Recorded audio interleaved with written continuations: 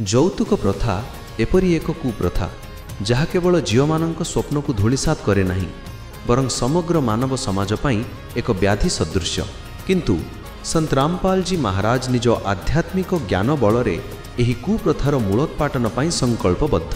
6, 7 ଏବଂ 8 ସେପ୍ଟେମ୍ବର 2025ରେ ସନ୍ଥ ରାମପାଲ ଜୀ ମହାରାଜଙ୍କ ଅବତରଣ ଦିବସ ଅବସରରେ ସତଲୋକ ଆଶ୍ରମ ଧନାନା ଧାମ ସମେତ ସମସ୍ତ 12ଟି ସତଲୋକ ଆଶ୍ରମରେ ଶତାଧିକ ପୁଅ ଝିଅ ମାତ୍ର 17 ମିନିଟରେ ବିନା ଯୌତୁକ, ବିନା ଆଡ଼ମ୍ବର ଏବଂ ବିନା ଖର୍ଚ୍ଚରେ ପବିତ୍ର ବିବାହ ବନ୍ଧନରେ ଆବଦ୍ଧ ହେବେ।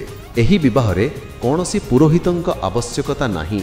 କେବଳ ସତ୍ୟ ଜ୍ଞାନକୁ ଆଧାର କରି ପରମେଶ୍ୱରଙ୍କୁ ସାକ୍ଷ୍ୟ ରଖି ବରକନ୍ୟା ବିବାହ କରିବେ। କେବଳ ଏତିକି ନୁହେଁ, ଏହି ମହାସମାଗମ ଅବସରରେ ଶୁଦ୍ଧ ଘିଅରେ ତିଆରି ଏକ ବିଶାଳ ଭୋଜନ ଭଣ୍ଡାର ମଧ୍ୟ ଆୟୋଜନ କରାଯାଉଛି, ଯେଉଁଠାରେ ସମସ୍ତେ ପ୍ରେମର ସହିତ ଭୋଜନ କରିପାରିବେ।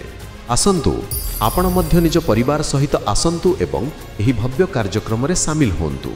ଆୟୋଜନ ସ୍ଥଳ ସତଲୋକ ଆଶ୍ରମ ଧନାନା ଧାମ, ଜିଲ୍ଲା ସୋନିପତ, ହରିୟାଣା।